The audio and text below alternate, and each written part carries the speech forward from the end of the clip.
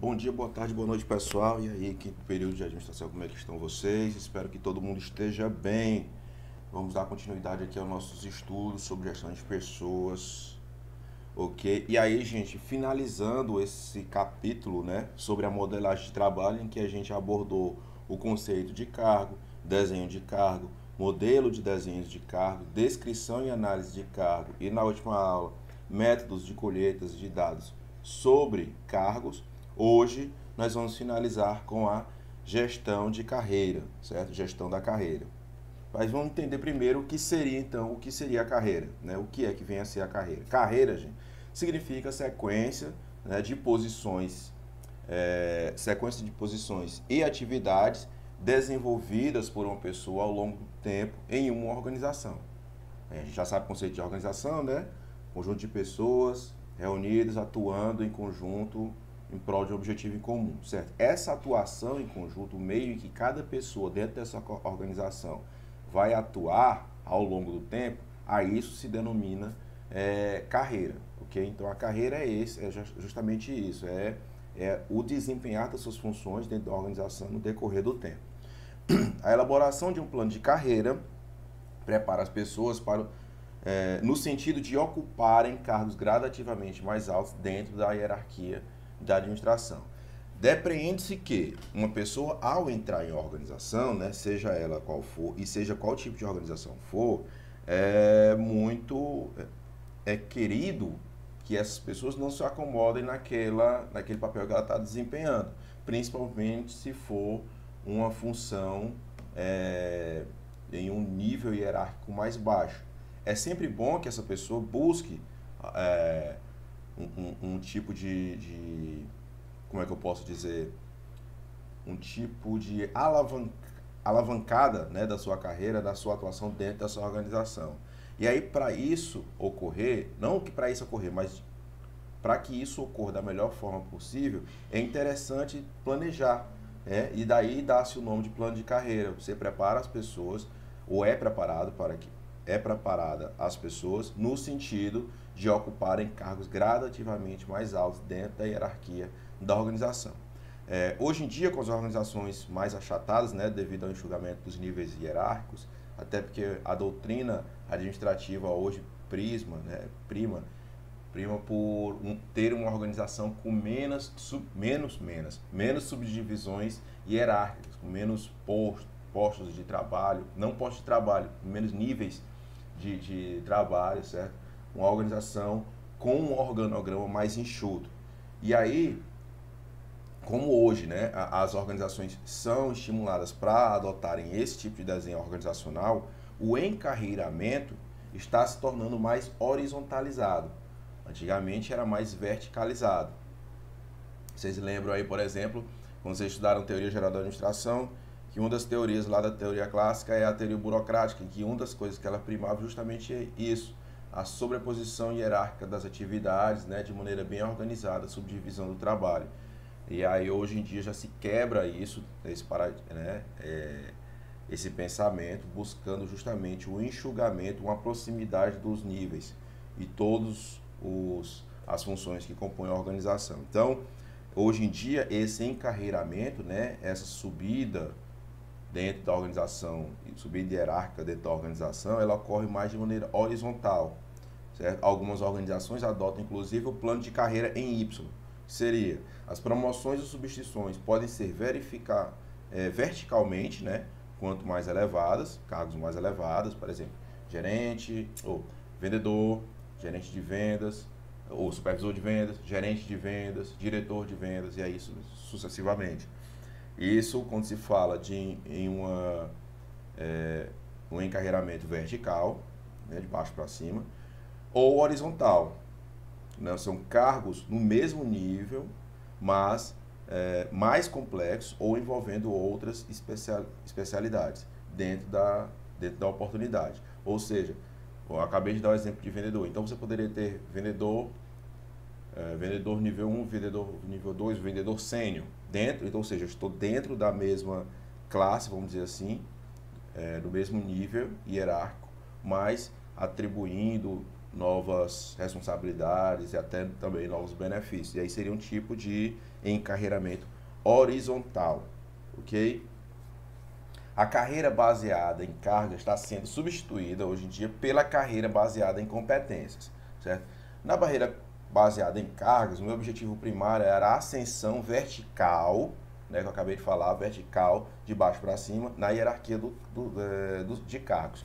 Hoje, com a baseada em competência, com a carreira baseada em competência, o objetivo primário seria ampliar as competências individuais e grupais.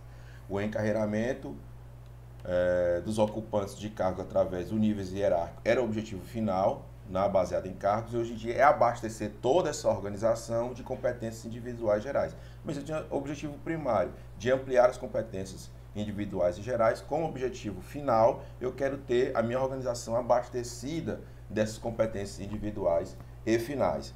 A eficiência e eficácia, eficiência o meio e eficácia o fim, eu tinha baseado em cargos, adequada mobilização interna da organização de cargos crescentes e complexos, e baseado em competência, adequada mobilização também interna de competências crescentes, complexas e desafiantes. Antes estava se falando em ocupantes, internas de ocupantes de cargo, e agora se fala em competências, ok? Na eficácia, que seria o fim, né? O objetivo, vamos dizer assim, adequado preenchimento de cargos crescentemente complexos da hierarquia do cargo. Adequado preenchimento de cargos, eu estou falando do cargo, isso na baseada em cargo, e baseado em competência, adequada oferta interna de competências crescentemente complexas em todas as áreas e níveis da organização. Eu estou oferecendo competências internas com mais complexas, né, em que se requer mais do ocupante. O indicador, baseado em cargo, era a adequação do plano de sucessão, já totalmente pré-estabelecido, e o indicador, baseado em competência, disponibilidade de competência em todas as áreas e níveis da organização. E o retorno sobre esse investimento era os ocupantes de cargos mobilizados, né, eu tinha os cargos X, e aí eu mobilizava ele dentro da minha organização, e hoje são as pessoas competentes mobilizadas. Eu vou mobilizar essas pessoas de acordo com suas competências, ok? Muito simples da gente conseguir identificar essas diferenças aí. Seguindo, há de se falar também do autogerenciamento de carreira. O autogerenciamento de carreira, em suma, quer dizer que cada pessoa é que deve administrar a sua própria carreira profissional e saber como ajustá-la continuamente às demandas e exigências do mundo em rápida mudança e transformação. Hoje em dia, com todas as organizações sendo compreendidas como organizações abertas, e sendo elas organizações abertas, elas estão sujeitas a demandas, a influências do ambiente em que ela está inserida, do ambiente externo, e aí mercado, concorrente, etc., a pessoa, né, o profissional, ele deve estar a par de que o enriquecimento, o autogerenciamento dessa sua carreira tem que ficar, ela não deve ficar à mercê dos critérios ou da predisposição da organização. Ela que deve buscar isso, certo? Então, é saber ajustá-la continuamente às demandas e exigências de um mundo em rápida mudança e transformação. Ou seja, é estar sempre se aprimorando, sempre se aperfeiçoando para estar apto a suprir as demandas do mercado. Cada pessoa deve procurar reconhecer seus próprios talentos, investir neles e saber como desenvolvê-los e aplicá-los ao longo da sua vida profissional para aproveitar as oportunidades.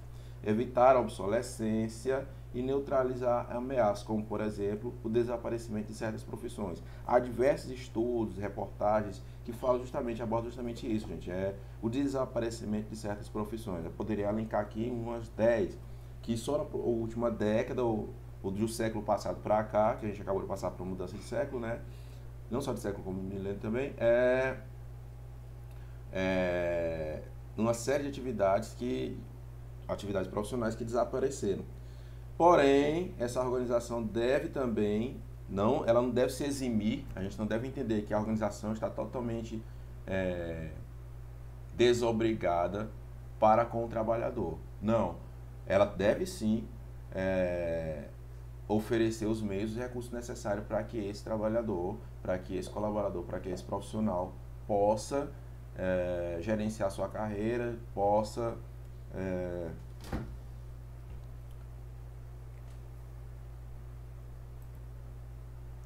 então enriquecer o seu know-how de competências, certo?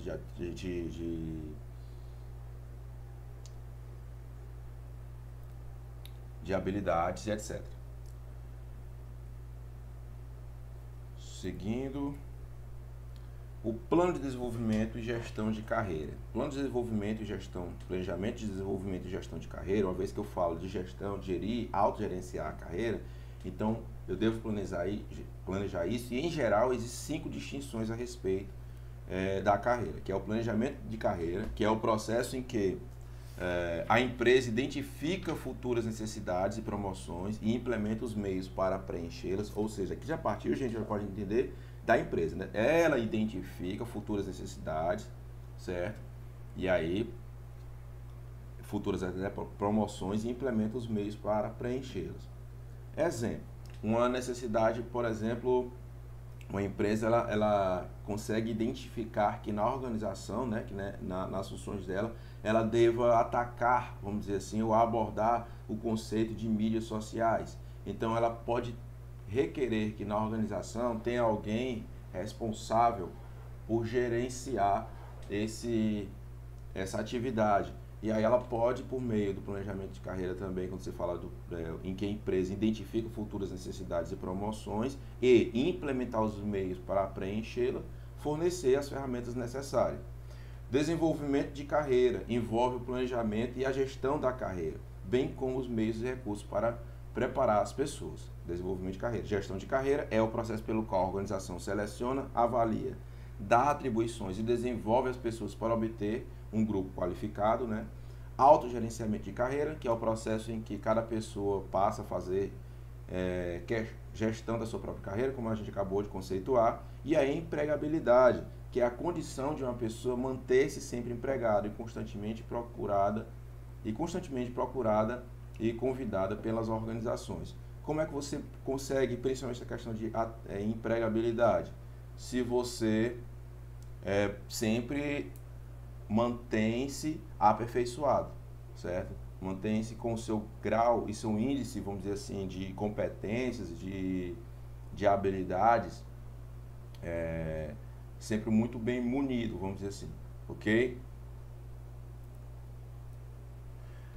As equipes, o trabalho em equipe. O trabalho em equipe é muito importante dentro da organização, e isso eu não preciso nem ficar falando para vocês. Mas a gente deve entender também que as equipes elas são mais que grupos. Um grupo é qualquer grupo de pessoa, eu já tenho um grupo. Agora, para ter uma equipe, eu devo unificar a atuação das pessoas que compõem esse grupo, certo? No grupo, eles são conjuntos de processos sem um objetivo comum. A equipe são conjuntos de pessoas, aqui está processo, desculpa, não é pessoas, um conjunto de pessoas sem um objetivo em comum, certo? Já uma equipe, eu tenho um conjunto de pessoas com um objetivo em comum, um objetivo em mente. No grupo, as pessoas podem ter os mesmos interesses, podem, não necessariamente elas têm. Nas equipes, elas têm e compartilham os mesmos interesses. Nos grupos, as pessoas decidem de maneira individual, sem um consenso unificado, e justamente ao contrário acontece na equipe, que as pessoas decidem de maneira em conjunto, até porque a equipe está atuando em conjunto. As pessoas agem de maneira individual também nos grupos, e a ação é conjunta nas equipes. Não há interconectividade ou intercâmbio de ideias. É claro, se elas decidem de maneira individual, agem de maneira individual, obviamente essas ideias e essas ações não vão ser conectadas e nem intercambiadas. Muito pelo contrário, é o que ocorre na equipe, que tem forte interconectividade e intercâmbio de ideias e de ações também. Os grupos resultam em uma soma de esforços de pessoas e a equipe resulta em uma multiplicação de esforços das pessoas. E nos grupos não há interação emocional afetiva, é o que acontece justamente ao contrário nas equipes, que há uma interação emocional e efetiva. E muitas vezes essa interação emocional e afetiva é o elo que é muito usado para fazer valer muito mais ainda a ideia de corpo de equipe, né? De um grupo de pessoas agindo em prol de um objetivo comum, colocar inclusive também os ideais da equipe, da organização acima dos ideais individuais. No trabalho em equipe, eu tenho tipos de equipe. São equipes funcionais ou cruzadas, que são compostas por pessoas vindas de diversas áreas da empresa, que são formadas para alcançar objetivos específicos através de mix de competência. O que é mix de competência? São pessoas que têm várias competências dentro da organização, certo? Nos mais diversos setores, e elas são unidas em uma equipe só para desenvolver um objetivo, para desenvolver formas de se alcançar um objetivo específico. Ok? Equipes de projetos, elas são formadas especialmente para desenhar um novo produto ou serviço e são designadas na base da sua habilidade para contribuir. Então, a equipe de projetos são várias pessoas que também valem também do mix de competências para desenvolver um projeto, um produto específico. A equipe de projetos é usada muito no setor industrial, em que eu tenho uma equipe para projetar um produto específico. Equipes autodirigidas são compostas por pessoas totalmente treinadas para desempenhar um conjunto de tarefas independentes dentro de uma unidade natural de trabalho, certo? Os membros eles usam um consenso de tomada de decisão para desempenhar o trabalho, eles resolver problemas ou lidar com os clientes internos e externos de maneira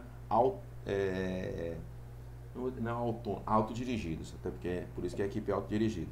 E equipes de força-tarefa é designada para resolver imediatamente um problema, é responsável por um plano de longo prazo para a resolução do problema, que pode incluir a implementação de soluções propostas. Acredito que todo mundo já deve ter ouvido os jornais falando, uma força-tarefa da Lava Jato. Pronto, é exatamente isso, certo? São pessoas designadas para desenvolver imediatamente um problema, ok? E aí entende-se que a resolução desse problema, certo? Vai se dar num longo prazo e que a resolução proposta pode ser implementada.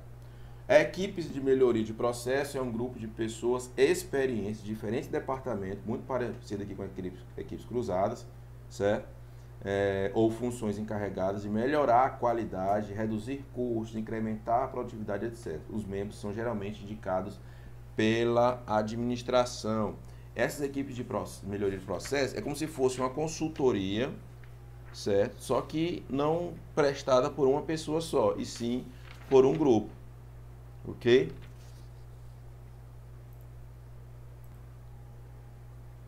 Mais uma observação aqui, nessa equipe de projeto, geralmente equipes de projeto, geralmente as equipes elas são debandadas, elas são desmontadas após completar a tarefa, ok?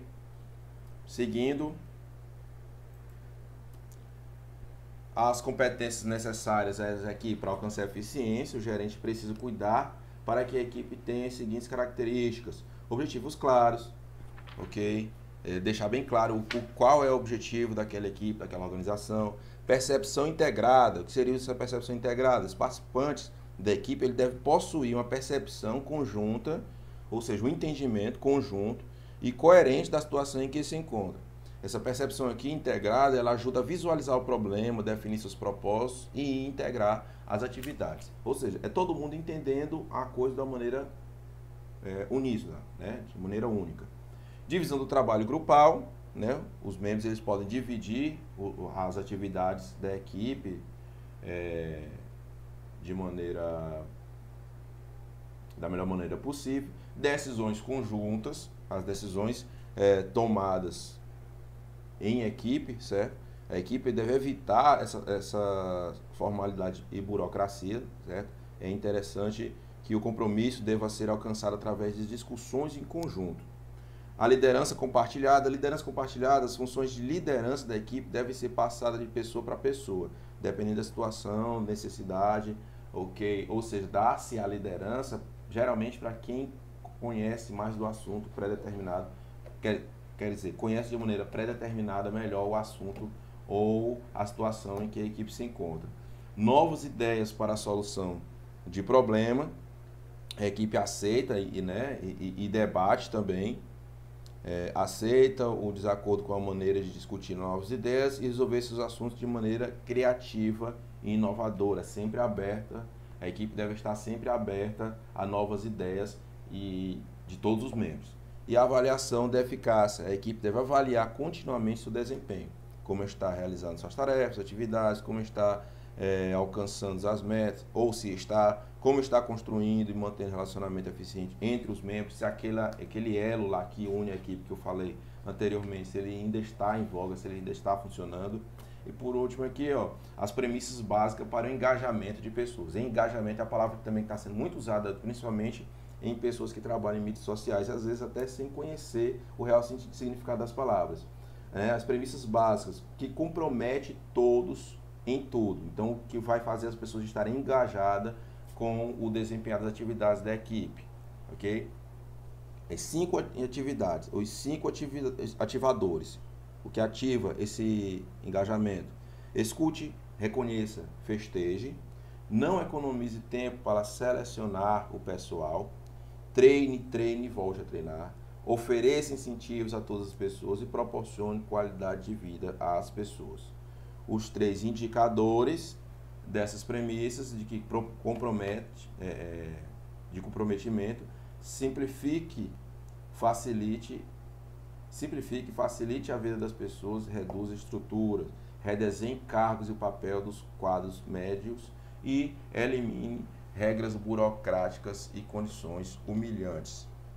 Certo? Todas essas premissas, vamos dizer assim, ajudam a haver para que haja um comprometimento de todos que estão engajados, quer dizer, e um maior engajamento das pessoas de uma equipe.